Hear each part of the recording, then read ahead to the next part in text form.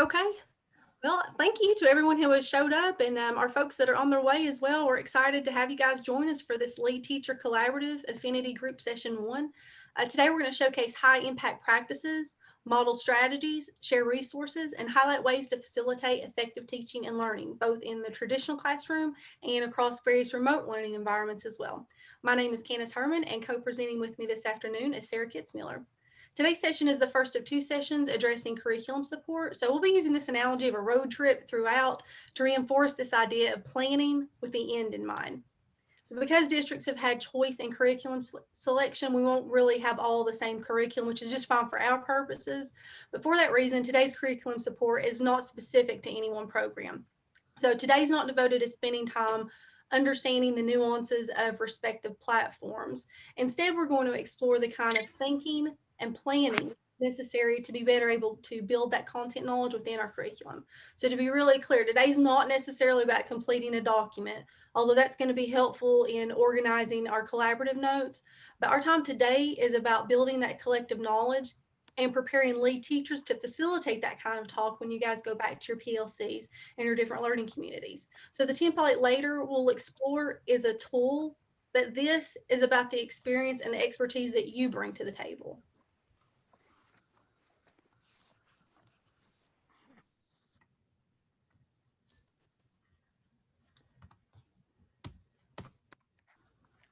So this screen should be really familiar to all of us. So rather than reviewing the basics, we'll just talk about the ways that we can use them within this session. So in a moment, we'll see a screen with some instructions telling us to rename yourself. We'll use the chat feature to respond to a couple of prompts throughout the session. And then double clicking, of course, is going to be helpful as we minimize or maximize screens in order just to kind of toggle back and forth between those windows as we're working our way through the session. So again, Sarah and I will be your presenters today. And you may note that on this slide and the following, you'll see a bit.ly link to the main Rural Life page, and that QR code will take you there as well if you decide using a mobile device is easier. But I will say that John, earlier in the session at the beginning, he had dropped in a link that will take you directly to the resources page. So if you haven't taken note of that, you might check out what he has dropped for you in chat. I'll copy it and paste it again so those that were not on when he dropped it can get it too. Okay, and I think he may have it there as well.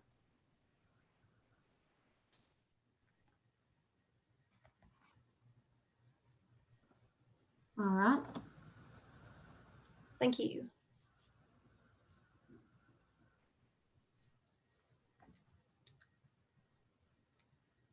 So we'll go ahead and use one of the Zoom tools to rename ourselves. You'll want to rename yourself according to the district adopted curriculum. So I think most of us are Amplify or Pearson, or you could label it as My Perspectives if that's what the terminology you're using. So probably we know how to do this. Just as like a real quick run through, on the bottom of your Zoom screen, you'll click participants. To the right. I can pull that over, Candace, if you want me to. I can pull that over right here. Okay. Yeah, if you're able to, that would be great. Can you all see that? It's right in the middle of the screen. I see our same presentation. That hello, my name is.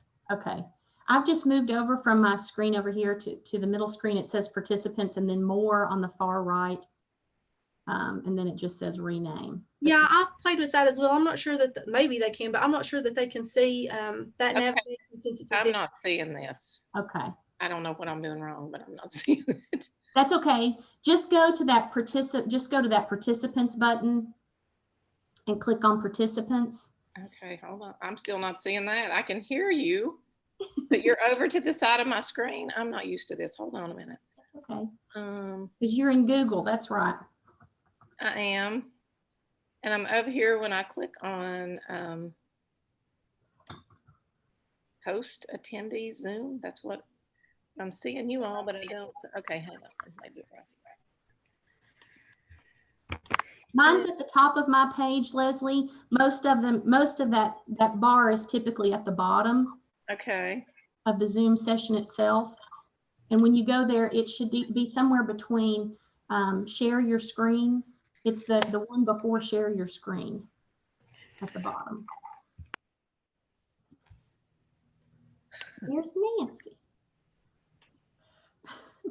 So it looks like Rachel and Lori have already known. Yeah, but Lori, thank you. Thanks for putting my perspectives at the beginning. That's just going to kind of expedite whenever we start breakout rooms, getting the grouping. So yeah, if you don't mind, when you do get to that point, I think Sarah's walking a couple of us through it. But when we get to that point, if you'll put the name of your curriculum and then your first name, once again, that'll just help us get you guys into breakout rooms quick. Mine's up here at the top because I'm sharing, and I don't know if you can see where I'm hovering over participants, but it's usually before your screen share button. So like, let's see, I'm not sure. Leslie, are you, what is your curriculum? I have no idea. Okay. I have you all on a screen, but you're like teeny tiny. It's like minimized. That's good. I can't. There you go. I'd like to be minimized myself, but I'm not, I can't figure out how to open that so that I can see. I'll just tell Candace your My main screen is the resources page. Don't worry about it. We'll go ahead and get you down. Leslie is Amplify. It's just a matter of organizing breakout groups to make sure people have this. And Sarah, do you know Nancy? Okay, perfect. Yes, so Robin, Sally, Mandy, thank you for taking the time to introduce yourselves. And that was really what that was. We want you to feel comfortable today sharing with us. And Oh, John, I think we're know here. it can be a little awkward, but it's a Okay, tell me what the issue is so I can understand exactly. We're in the other people's group. phone call. You remember We're in those? Tracy's group right now. Get on the phone with 4 friends and be able to chit chat with 4. A party line or whatever it was called. I don't know. Okay. A long time ago. If you want to you can rename somebody yourself, Candace, if you want to. You just go down to. I'm renaming them right now. So this is our first time together as a small group, but you'll remember as we met together as a Okay. lead teachers in our collaborative. What about Tracy and Brooke? I'm sorry. Their group is what we're hearing. Oh, you are? Okay, then I need to. Okay, yay, woo! Okay. So like you remember, like when like your administrator just pops in to see, and like you've planned everything meticulously, and it's just the day that like, I don't know, the kid, you have an announcement or the kid, that's what's going on right now. So yeah. All right, so we pretty much, I feel like, have everybody. Do you have everybody, Candace? No, I don't have Christy. Can you tell me, or Christy, Christy is Pearson. Pearson, okay. Her group. And I'm going to go with my perspectives because I think that's what. Yes. Lori. Savas, my perspectives. I think they have several names. Sorry, guys. This was kind of essential to our work today. There's 3 great breakout groups. We promise it's you'll have a lot more time to work on your own to plan than you will have to listen to us. So once we get this straightened out, hopefully you'll be good to go. Yeah, we're not trying to be cute with it, like have like a cute look. Like there really is a purpose to that. So thanks for sticking with us on that. I'm going to go ahead and move on just so we can try to recover a little bit of time. But if you have renamed yourself, run back through and make sure that you've got your curriculum first and then your name. So it'll say amplify _ and your name, or my perspectives _ and your name, or so on. And again, that's going to help me save a little bit of time, I hope, here in a little bit when we go ahead and break out. So Sarah's got us on to the next one. So to frame our understanding of this important work we're doing with literacy, we'll take a quick minute, and I mean quick right now, to review the purpose of real life. This is unique in that we're taking what research tells us about both literacy and personalized learning to create learning experiences that develop student engagement and ultimately yield higher student proficiency. So our purpose in this lead teacher collaborative is to provide opportunity to learn with and from each other, to look back at our work on rural life, and to share best practices and hone in on topics that schools have selected as focus areas. So we'll progress over the course of the semester with this collaboration and reflection according to this timeline. Sorry, Candace. It's okay. Later, we'll see a slide with more specific dates, but this slide just provides a general timeline for our work together for the remainder of the semester. So today our objectives include the following, and yes, Sarah, you can just put all those up there. I'll try to kind of gloss through these. We want to review the understanding by design process. We want to see how teacher planning relates to student proficiency. We're going to unpack a prompt using the UBD template so that we can reflect our knowledge, what's necessary for proficiency. So we want to know what it is we want our kids to be able to do by the end. We'll practice planning for next week instruction using those proficiency indicators. Again, knowing what it is we want to see by the end of that unit, lesson, or even the course. And then we'll reflect and adapt that template as a tool so that we can become informed decision makers. So once again, it's a tool. Like the work here is not filling out that document. The work here is like our collaborative time together and the thinking that we realize that needs to happen as we move through this process. So to return to this idea of a road trip paralleling backward design, so planning with the end in mind, we'll let these 3 stages of understanding by design serve as our itinerary today. So we're going to start by unpacking the end of the unit task or prompt. We're going to identify the desired results, what we want to see happen, and then we'll outline a learner plan.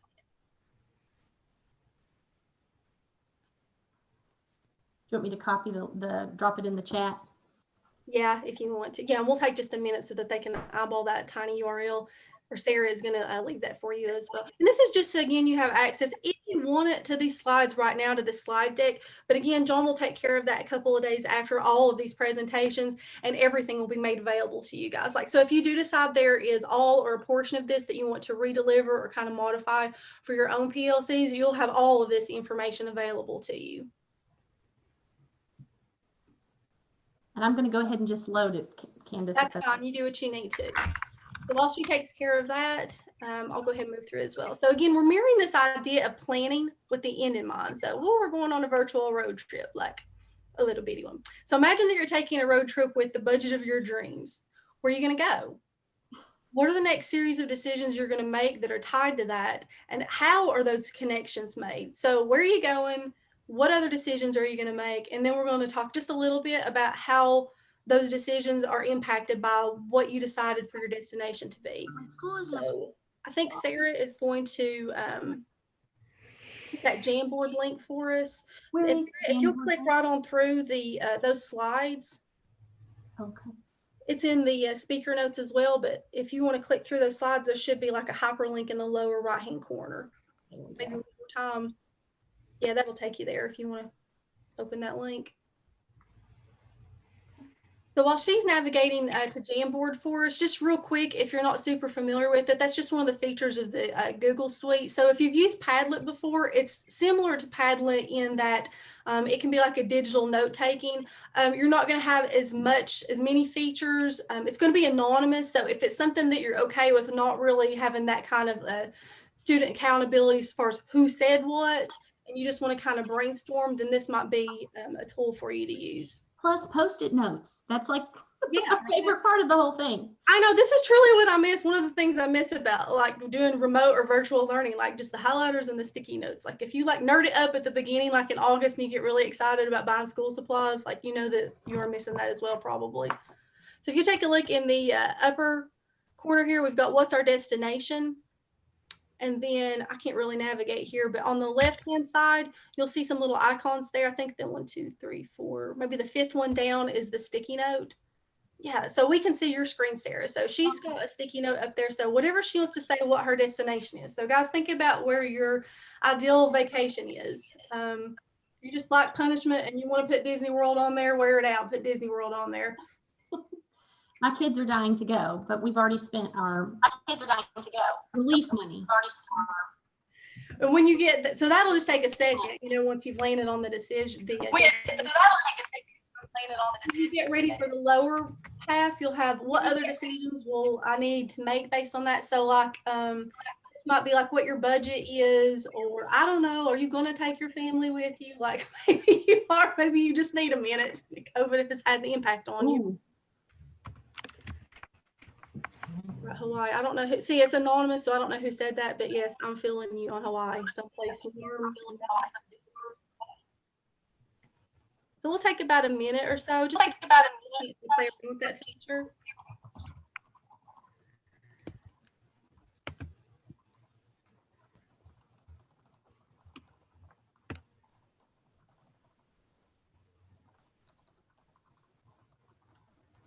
I may be able to pull it up as well. I'll drop some in.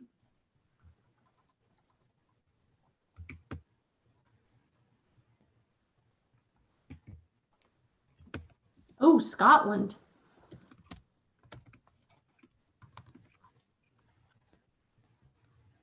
Sarah, I still have my screen is like strangely minimized. I've texted my son to come and provide some tech support. Bless your heart.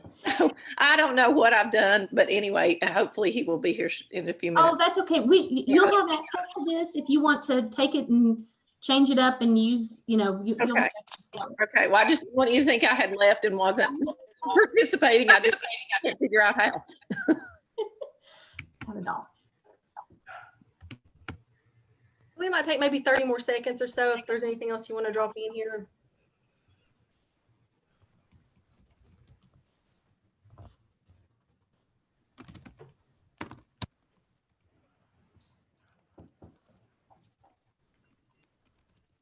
I love it. Friends to go with me.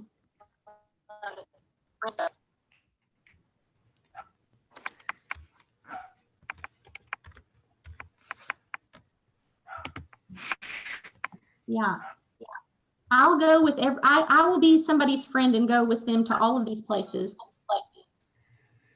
Now, I don't know about Russia, but it seems cold. I'm cold natured. I'm cold in Northeast Tennessee. Yeah, you guys have got some good questions here, especially in this bottom part here. Friends to But go my friend, this is a true story about Russia. My friend, my cousin, my first cousin, he's like a brother. He is an ornithologist, and he actually travels to Russia 2 or 3 times a year to collect bird samples, which I love to hear his stories when he comes back. He needs to write a book of Russia travels. All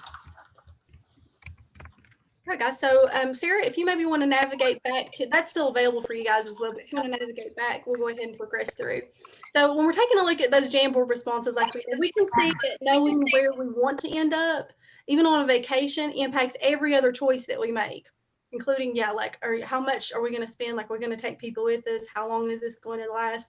So likewise, when planning a lesson or unit, or even like, bless your heart, if you're doing like your whole course, you're doing like pacing for that, knowing what the end result, what our proficiency indicators are, that lets us know that like we've arrived.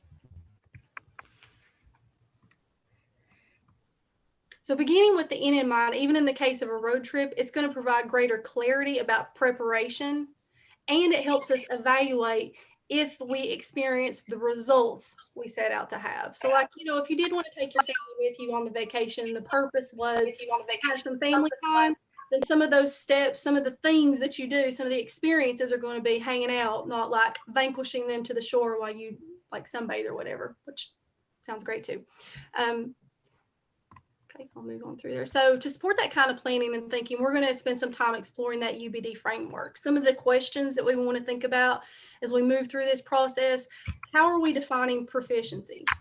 How do we know what it should look like? What should our kids, our students be able to do by the end? What kind of learning and thinking should they experience on the way to that proficiency?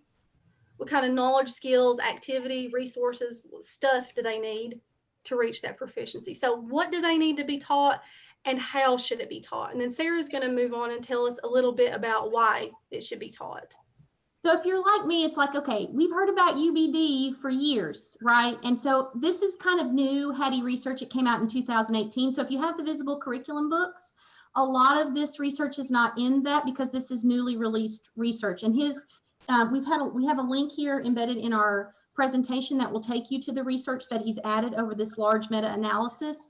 But guys, this is pretty awesome. So again, I want to do something that's going to have high leverage impact for my kids. And I know this sounds really wordy and flowery and like not important, but essentially it's teachers meeting together around something that they believe is important, that builds knowledge of what it is they're working on to really affect student outcomes. And also this idea of cognitive task analysis. And when we think about that, collective teacher efficacy has a 1.57 effect size.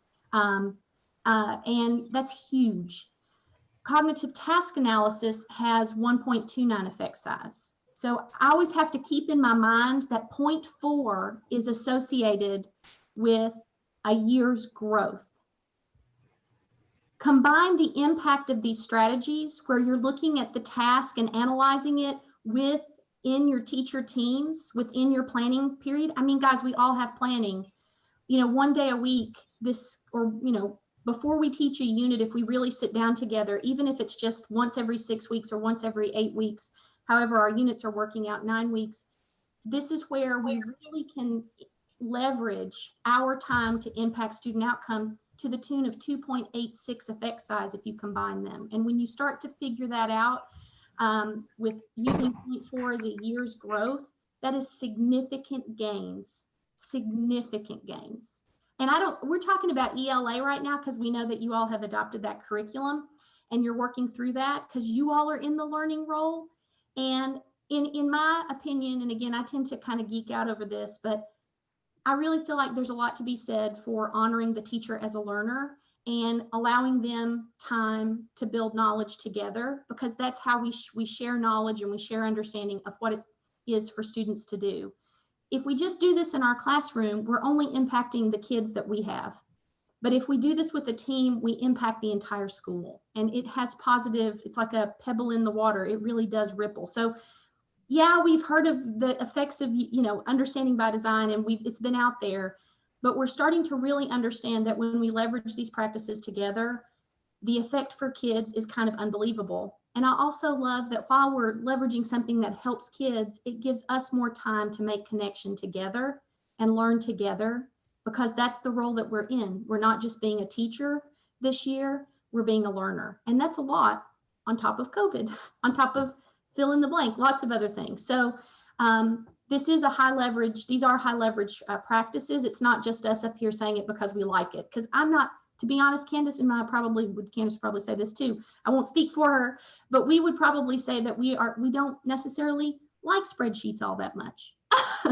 But knowing that if I were to collect evidence of the thinking I did with my team and built that knowledge together and analyze the end of the unit task before I start teaching, could have such a positive impact, it's well worth it. I will say I've had personal experience using this at 4 schools, and all of those schools have closed almost all of their gaps and have won state awards year after year and gap closure awards nationally. So it's pretty awesome. It's hard work, but it's worth it. So again, kind of fueling up for this itinerary analysis, kind of this fueling up before taking off, and it kind of goes into what I was saying. The truth is, rarely can a response make something better. We might have the know-how to solve a problem on technology, and that might make something better momentarily, but what makes something truly better is our ability to build a connection to it, our connection to what it is we're using and an understanding, and to each other and to our kids. And that's a big job. So I'm going to drop in the chat here, or Candace will drop in the chat here, the backwards design template that we're going to use today. And this document, if you just want to click on it and keep it up, will be the document that you will be using for the rest of our time together and with your materials. So essentially, and again, bear with me on this because we tend to want to press the gas, and I'm asking to pump the brakes here, but I want you to copy and paste, or write if you have a written copy of your end of unit prompt in your template. And take some time, even if it's a single sentence that doesn't have an and in it, highlight and underline words and phrases that are important, and what understandings about key ideas should they leave this unit with. Also, when you have that, whatever, if it's a few words or phrases, or maybe it's just a few words, think about a list of synonyms and antonyms around those words and phrases that may also need to be connected here. For example, if they're using an opinion piece or an argumentative piece, those 2 words might be confusing to them. They might need to be thought about and written down here. I really want you to spend time with that, and particularly this last one, based off of this prompt. What could be predictable misunderstandings around the thinking and the knowledge that they're being asked to show? So if you'll go ahead and do that, you'll see when you click on the document, the step 1 part. Candace, do you have that link to drop in the chat? Yeah, I've got the forced copy for the backward design template. Okay. And when you get there, you'll just see this is all it's asking you to do right now is to unpack the prompt. We're going to give you about 5 to 7 minutes to do what we talked about, where you're going to go in. You can highlight using your cursor in your Google, all of those connections, antonyms, synonyms, words and phrases that that are tied to what kids need to know and be able to do as a reader and a writer, and some of it may be implied. And this is also a good time to like maybe jot down things you might know just from your experience.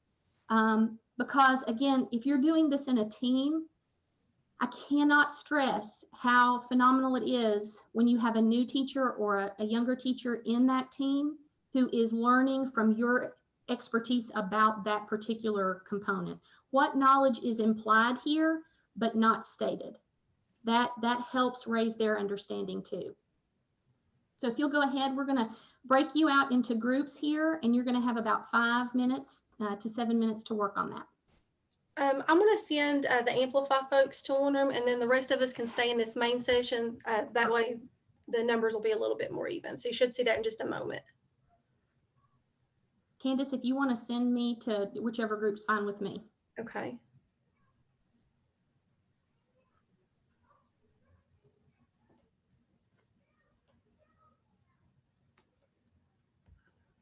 I'm tempted to send John to a group. Just kidding. We won't send John to a group. Sarah, do you want, so our numbers are a little balanced. Do you want to stay in this main group? Sure. Okay.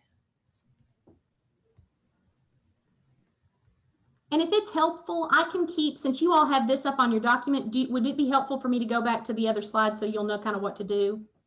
Lori, I see you nodding your head, so I'm going to go back.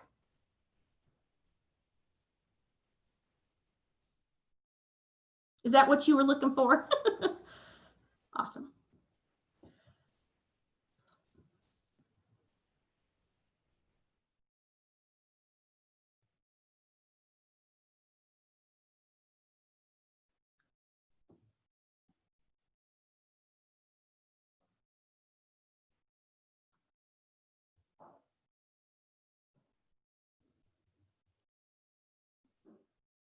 I feel like I need background music.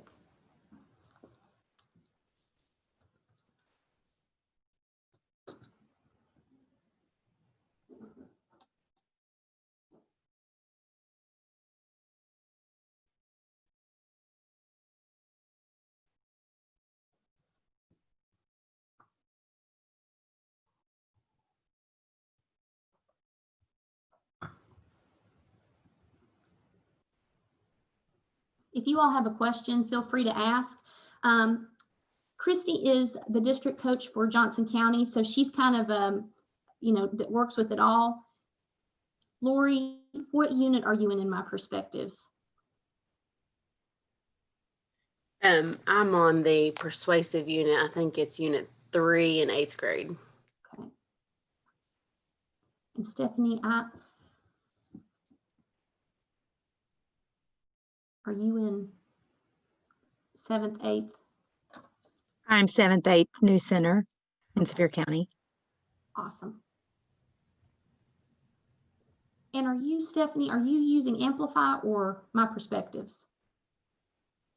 No, I'm remote teaching 100% from home right now. Okay. And we stuck with the Pearson literature because of just the nature of remote learning and stuff, and Amplify being such a new platform. Yeah, that's a lot. That's a big. Right. And not being able to have them right there in front of us to walk them through things. But I'm excited to use it next year. I did go through the Amplify training this summer, and I think it's going to be, from what I can tell, I think it's going to be more my style, and I think the kids will take to it too. Well, listen, now that you've got my email address, you'll have to email me. I've got some things. I do a lot of support with that, but I also work with Pearson, so too, which I like a lot as well. I'm learning more about all of them. Stephanie, I jumped into this group just a little bit late. Did you say you were My Perspectives or Amplify? She's My Perspectives now, but she's transitioning. Oh, okay. Next year, All right. right? I'm going to go ahead and label My Perspectives. Yes, as far as I know, and Tracy could probably say more about this, I think all of ours are going to Amplify. I think the entire district.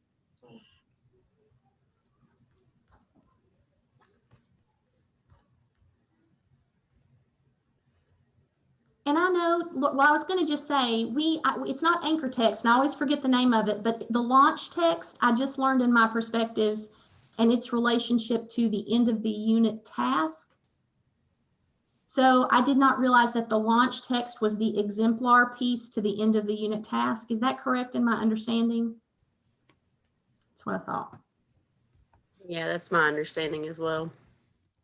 So we almost tried to think about a way to make that work for Pearson folks, like how to get that launch text in there in that end of unit task analysis.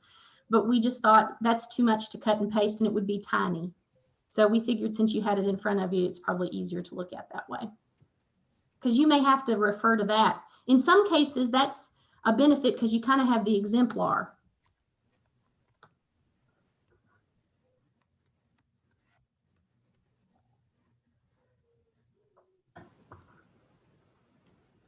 We've got about 2 minutes left. Would you guys like that time? It's Stephanie again. I'm sorry. I just realized that I'm in completely the wrong room. So this has been great, but apparently I need to go to my other meetings. I'm a Zoom novice. I'm so used to Google Meet that I really honestly don't even know where I'm supposed to be right now. So thanks for your time. Well, it was nice to know you, Stephanie, and holler at me next year, girl, because I can hook you up. Thank you. Okay.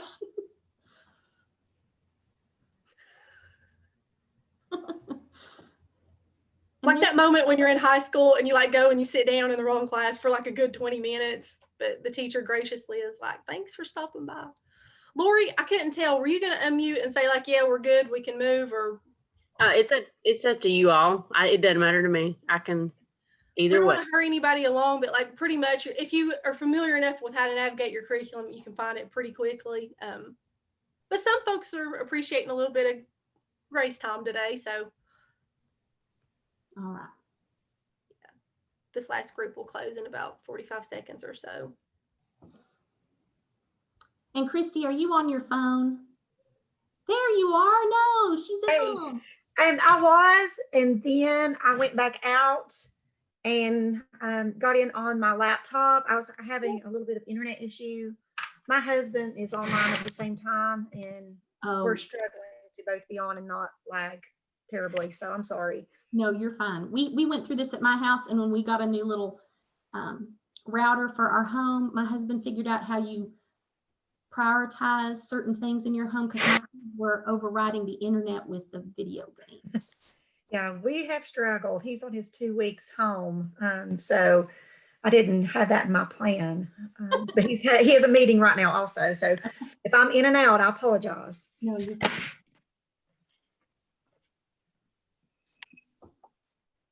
And I was going to call you today, Christy, to just say this is about kind of planning through this process. So I didn't, there's a good 25 minutes of this session that's just intended for the planning work.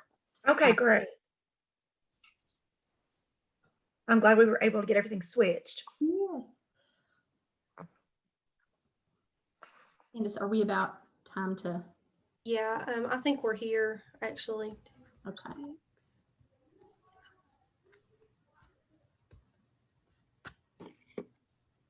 Did I was kind of going back and forth. Did Nancy leave or? I don't think so. She was initially signed up for the.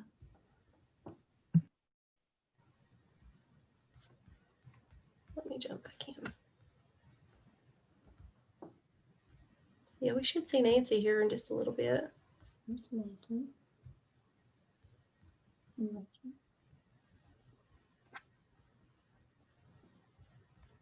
All right, just to kind of keep things moving along, we know people are coming back from their session, and I know that was sort of, it was one of those things you just copied and pasted or written, wrote it down into your little box, and then you started doing those activities. And sometimes it's like, am I heading in the right direction? It's okay, because it's your interpretation of that. And especially when you're doing this with a team, it's easier. Ideally, we would be working in a team of people kind of getting ready to start the same unit. Just out of curiosity, if you don't care to drop in the chat, your response to this, what did you identify that was significant in the prompt?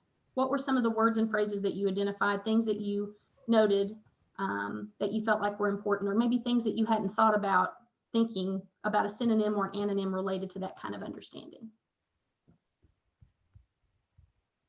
And I'm the worst at wait time, so.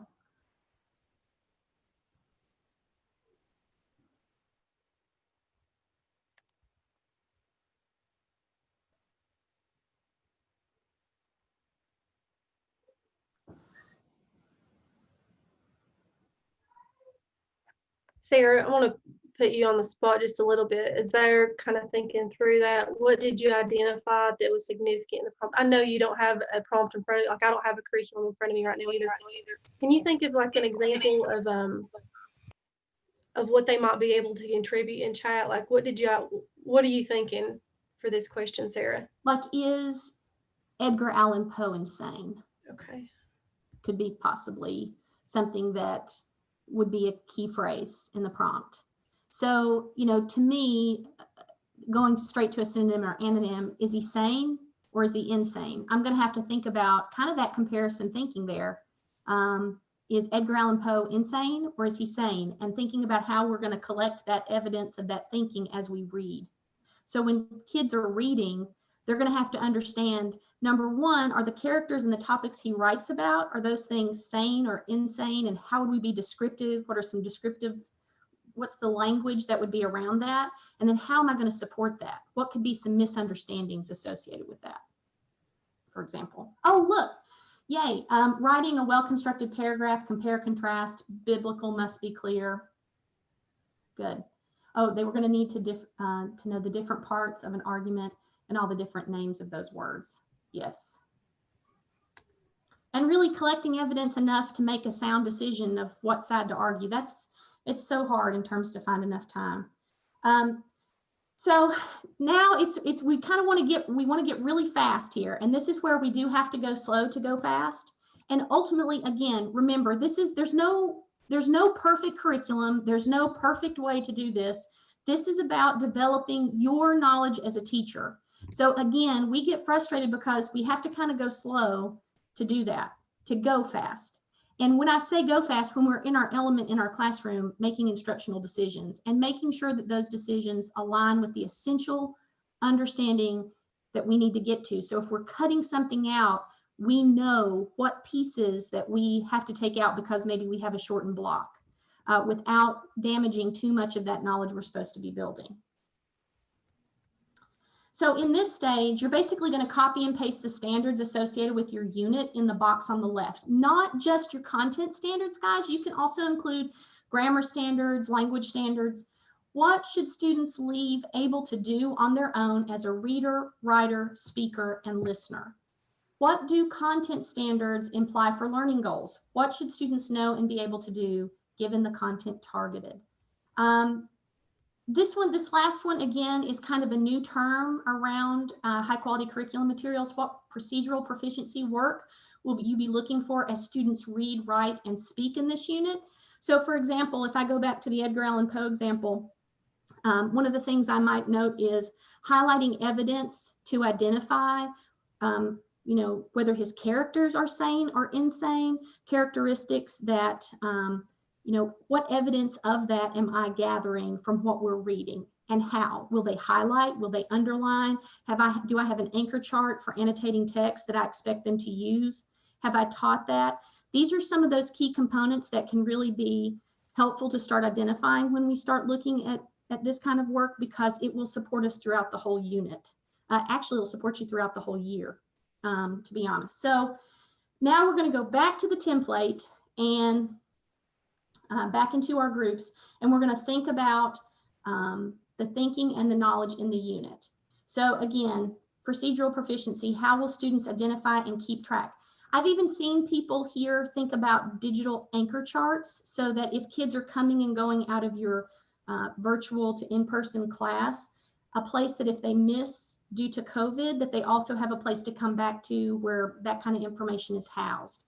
And kids can be responsible for that. If you had a T-chart, for example, that you were collecting evidence in, or a Google slide, I would put that here because that can be part of how we're keeping track of the knowledge that we're building as a reader and as a writer. Also, like and I would put this in here too for procedural feedback, procedural proficiency. If I was going to provide feedback on any of the standards that were over here, any of the standards that were listed over here, if I felt like it was essential to the thinking and the knowledge here, I might even put a note over here that we're going to make sure that when we get to the writing, that students, based off of the standard that's listed with the unit, that we've covered this grammar skill. So that's going to help me with conventions when we get to the end of the unit writing task. So that's just a way for me to keep track. All right, are there any questions? I talk fast and I know we're transitioning quickly. Are there any questions about what we're going to do? Can I ask a clarifying question, Sarah? Sure. I appreciate that you've got this pulled up for us so that we can see it without having to kind of toggle back and forth. Like in that middle column, understandings, this thing's pretty straightforward to me. Like the first couple parts, students will be able to, as a reader, like, yeah, what I want them to be able to do is they're reading, and even as they're writing. Lori mentioned argumentative, so she's probably building towards that. But what about this last row here where it says they'll be able to do certain things as a speaker, listener? Like, what if I looked at my task or even that unit even, and maybe it's not really concentrating a lot on that particular standard or that strand? How would I, as a teacher, fill in that box, or should I? Well, and again, it depends on your experience with high quality curriculum materials, because there is a pattern that we see with student, and I put student collaboration here because these are opportunities that kids can work together. And one of the moves, and this is just kind of based off of training over the years, but student collaboration is a time for kids to work with the peers, but it's also being utilized in high quality curriculum materials as a close read. So if I was thinking about student collaboration, what would be something based off of this prompt and based off of these standards that kids, if it is, that's going to be, that they're going to be able to work together with, to go back and highlight or keep track of? What are things that they're going to need to have another opportunity to go back to the text for? What would be some things that I would want them to be able to have banter back and forth with each other to build their knowledge together of this thinking and this knowledge that's embedded in this prompt? Okay, so that makes me think about on like the practice test, like how it has like the primary standard, the secondary standard. So even though it's not explicitly called out in that question, you still almost need to have those underpinnings in order to, okay, thank you for clarifying that. I can send everybody in a breakout whenever you're ready. Yeah, you all can go for it. Okay. I don't think there were any questions.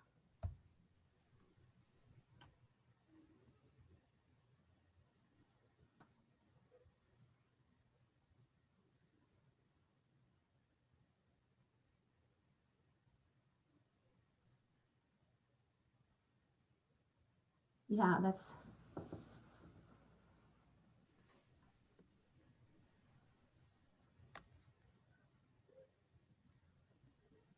Sarah, I've got like 7 minutes on this one, if that's okay. Yeah, that's totally fine. Okay. And you all can go ahead and get started. And I know we put you in breakout rooms, so feel free to talk. You all are so quiet, but feel free to talk amongst yourselves about what you're finding and the work itself if you feel so inclined. Or if not, just go for it.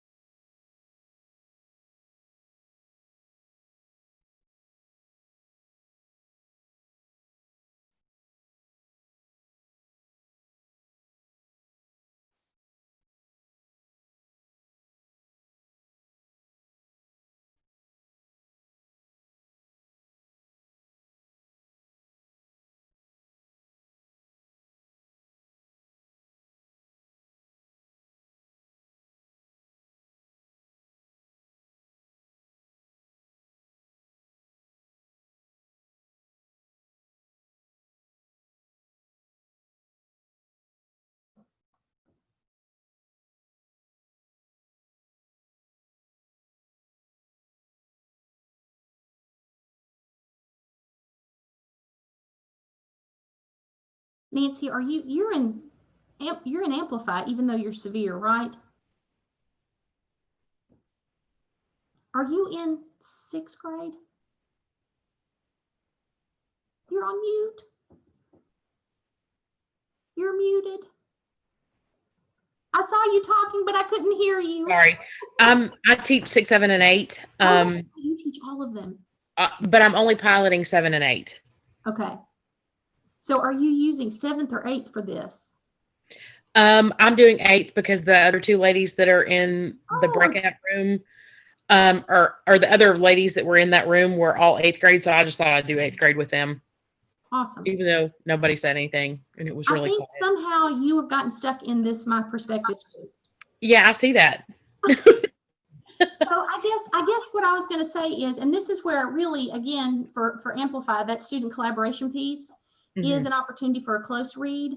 And a lot of times when I think about, especially that idea of being a human being, like Rachel was talking about, it almost in some sense lies and gets lost, at least having taught this unit at Clinch Mountain School in Hawkins County. It gets lost in the details for them really quickly. And I think sometimes this unit can get exciting because of some of the references, if you will. But then it loses its excitement pretty quickly because the text can be pretty heavy for kids, even though they're using the graphic novel. Do you all have a copy of the graphic novel? Which one are you referring to? The Frankenstein graphic novel from Amplify. We have not started that yet. We had just finished the Slaver unit. Oh yeah. That's usually an exciting one. It's heavy too, though. It's Yes. very heavy. Yeah. I did not do this planning type until the second year I taught, which helped me realize that the monologue I provided after the first subunit, I believe in that, or the second subunit where they start talking about the Civil War. I spent about, 15 minutes in a monologue about background knowledge I felt was important before the lesson began. And then as we worked through the lesson, it took turns very quickly in a way that I realized that I had wasted everybody's time. It's really important to read everything before you do a lesson in Amplify, because you never know what's going to come up if you haven't read every single word and gone through every single assignment, or at least that's what I found. Yes. And it really took me about, I'd say probably 6 weeks to realize that this student collaboration was actually a second close read most of the time. Yeah. And so that's part of that too, that I feel like even in Pearson, working with Pearson and digging in with that, it seems like in all high quality curriculum materials, apparently student collaboration means close read number 2 for the most part. Well, and the biggest problem I have is that they can't do anything together. Like there's no partner. Everything in Amplify is partner. And we can't do that right now. Yeah. I mean, they're 6 feet apart with partition in the middle. So it's not like you can go, okay, it doesn't work. Well, and what we're doing to kind of help that, because here's the thing, if you're like me, if I don't see it done in a way that is safe, I don't know, I can't come up with that on my own because my brain cells are done, usually around this time of day, particularly. Oh, yeah, absolutely. Yeah. So what we're trying to kind of do is gather some examples of how that works in a virtual environment. And I know that may go away next year, but I'm still not convinced of that myself, that it's going to completely go away, that we won't have some kids still virtual. So in Sevier County, we're both. So we have warm bodies and we have virtual at the same time. Do you think, and I'm asking this for just nosy reasons, but have they addressed it all, like next year? Will that go away next year? Or do you know? They haven't addressed next week, much less next year. So you're familiar. I'm not gonna get into that. Yeah. Well, that's good. That's good though to know that, because that's kind of what we've been thinking, that like it would be good to get some examples of what that would look like if we were to take it and make it more of almost like an asynchronous situation. Like, even though we're calling it speaker listener, but taking that more to like the teacher model where it can't be a collaboration because of COVID, but we can't, I can't not give them an opportunity to go back to the text, if that makes sense. Yeah, it does.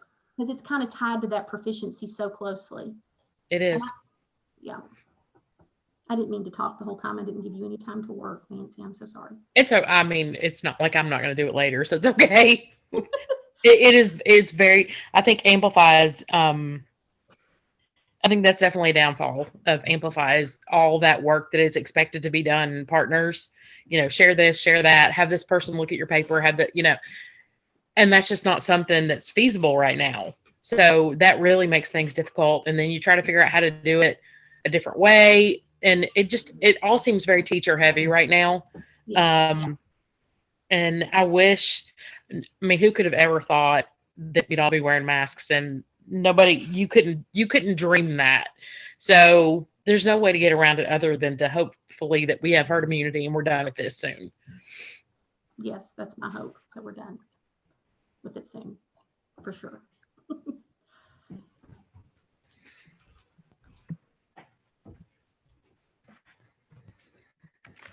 Well, and knowing too, I think some of this, and I did not realize this until last week.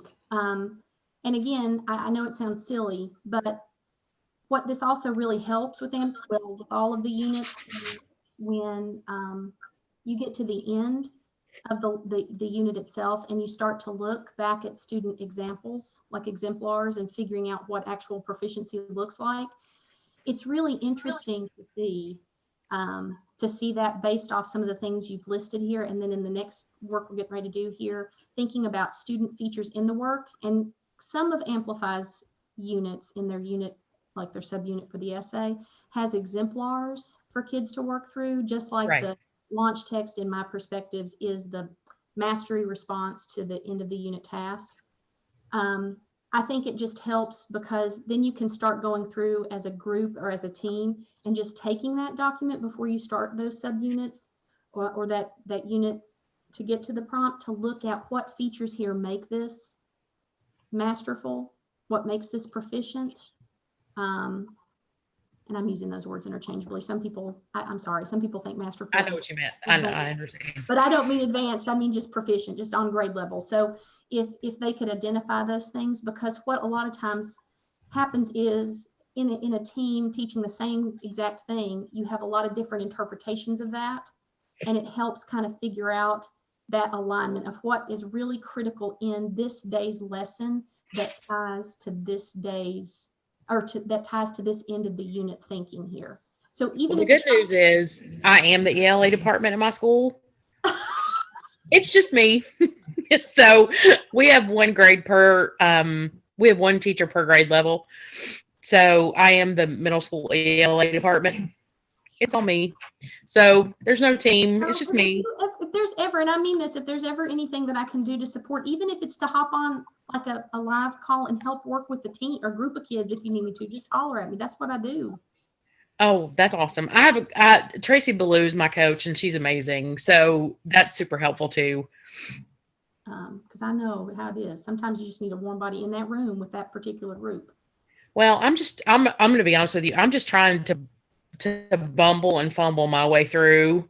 And I'm not sure that I'm doing a good job or not, but I'm doing the best I can. Oh, are we back? And Candace is back. Okay, yay. Can I, Bill, can I ask just a procedural question talking about bumbling and fumbling? So as we're moving our way through this document, we said like this is about the thinking, not filling out the boxes necessarily. Nevertheless, like I know we are feeling like teacher anxiety, like stage. So Sarah, would you recommend that when we go back into groups, should we finish up on stage 2? Should we go ahead and move on to 3? Because I want to make sure we're not just trying to burn through our agenda for the session, but making sure we give these teachers what they need. So should we go to stage 1, 2, 3? What do you think? If it's for the intent of them being able to kind of play around with it with their ELA team, I would be good at talking about stage 3 and then seeing what questions that they have about that. Unless somebody, I mean, because we can totally not do that. We can just stop and then work through that on their own. But I feel like if we go ahead and talk about it and not do the time, that way they're going to have all the resources. They'll know the thinking, how it's connected there. Okay, no problem. Thanks. So again, where do you think we are? It can be fuzzy. And so This last piece is really about the activities and materials, and not generally. This is like where you're digging deep, because this is where, again, sometimes when we start thinking about instructional practice and we start thinking about like calling it quits, that's why I hate that we only have 6 minutes left, because this is the part that I really geek out over. Because what we are trying to do here is create an environment where we are looking at our standards and thinking about the questions, the standards that are associated with this unit and the thinking, and then looking at the questions in each activity and thinking about it in 2 ways. Number one, what knowledge is being built by these questions? Do we understand that? And is that connected? Like, it might not be about Edgar Allan Poe, and I keep using that example per se, but it might be about a character and descriptions around that character to understand if that character is insane. What is the character saying? What is the character thinking? And so when we think about each activity, really we need to be going to those questions and thinking about what knowledge is present in the sequence of questions that are in front of me, and how does that connect to the thinking and knowledge in the task. So again, I'm going to show this part. I know we aren't going to have time to get into this. Essentially, that's why I kind of asked you on this document to, your team would list the questions here. And then you would think about that knowledge, and you would continue to do that on however many activities are in your core instruction. And then thinking about how that's tied to the thinking and the knowledge in the tasks, in the standards that are listed on the first 2 steps. And then is there any kind of assessment, exit ticket? It could be a writing. It could be something here that we're a poll, some kind of question that we're leaving kids with here. What this does is it helps you kind of see that connection. Like, there is a process here. There is a spiraling of questions in each activity, but there's also a I can't even say this word anymore, a spiraling of activities that build together in a lesson. So what does that knowledge look like as a single activity? And how does that knowledge connect to the other activities over the course of the lesson? Because if we start chopping stuff out, even if we don't, even if we can't incorporate the whole activity, how can we incorporate the questions maybe from activity 3 into activity 1 or 2 if the structure of activity 3 does not allow us to do that, because those questions are so essential? You will find that that could be a way to continue to support that knowledge building. So I hate that we can't work through this together due to our time. And I know this is sort of superficial to even ask, but maybe comment in the chat if you don't care, and please be honest. How do you see today's learning connecting with you and your team's instructional planning or practice? How do you see this being supportive of your learning, of you as a learner? And how can that help you as a teacher?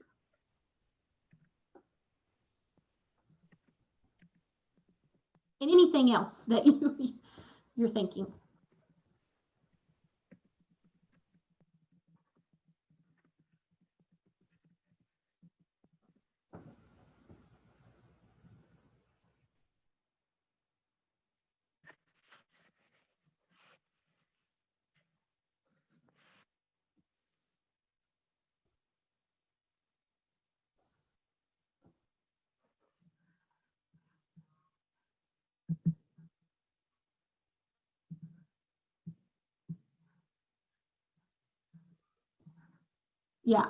Yeah, because it's kind of like when you look in Amplify, you can't necessarily see the thinking it's building to, and that's kind of the work that you have to do. And a lot of times it's done through the teaching process, but if you can do it beforehand, it can help you be a more informed decision maker. I love reading these comments. Thank you very much for your response. And so just to leave you with this, because again, I think it's going. I'm sorry.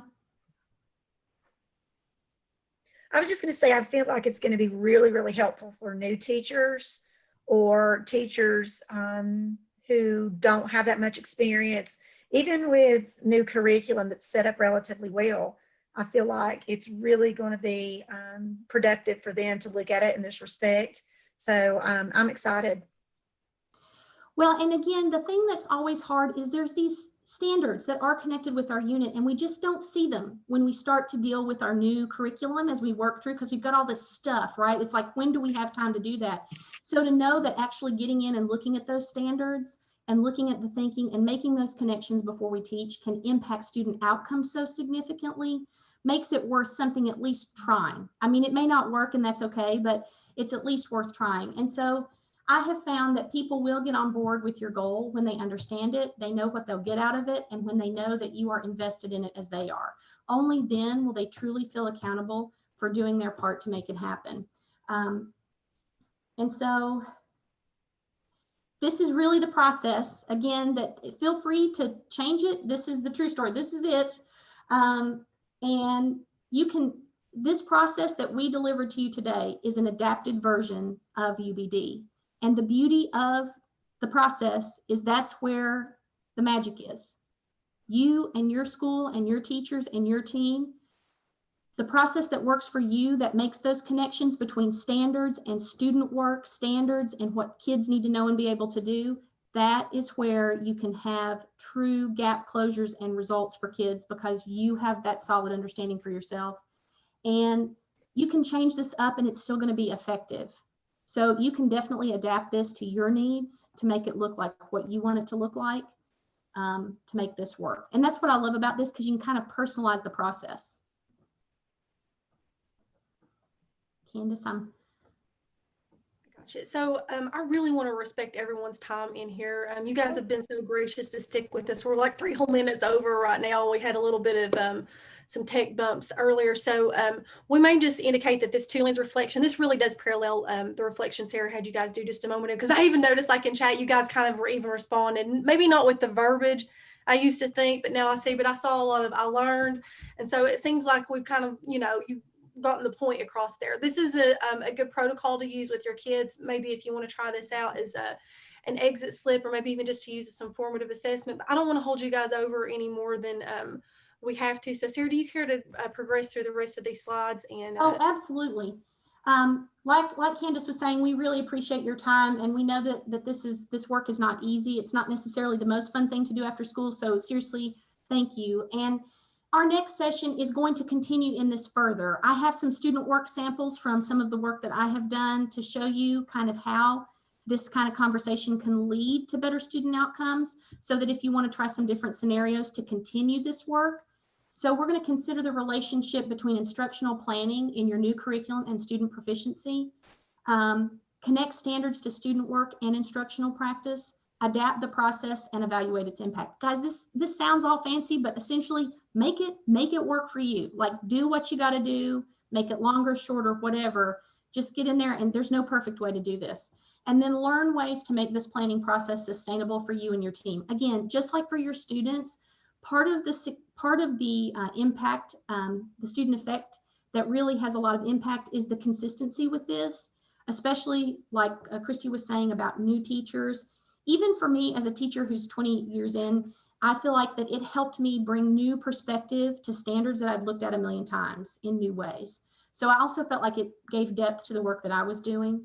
And I do think that we're going to keep going with this, and hopefully you'll have some time to do this and let us know how it's going. We would love, by the way, we would love to be helpful if we can, if you choose to do that and you would like some support. So we are going to have a request for next time. If you'll look at the highlight note, it's for February 10th. We're going to bring recent quick write student work samples that reflect for proficiency. The key here is not advanced, not above grade level, but grade level. Like if you were to look at the bulk of your kids in the middle, kind of where did they all fall with one of your most recent quick writes that you used after you went through this planning process. And if you can, if they're digital, like if it's in a digital platform, just have them in a file that we could, you can reference during our session, because we'll be asking you to go there and working through a different process to do that. Again, that session is February 10th. We have one February 24th, March 24th, April 24th, and then obviously we will have a summer learning series. I'm going to drop into the chat here a link. Oops. It's a Google form for you all to fill out. If you don't care, before you leave, if you will please fill this survey out, we would really appreciate it. We thank you so much for your time. We are sorry we are over. You all were awesome. And we hope that this is helpful and helps make some deep connections for you and your team. And people that are flying solo over there, I see you, Nancy. You holler at me and we can plan. I would love to plan to support planning or be a part of that. It helps me learn too. So anybody that would like that, just holler at us because that's what we're here for.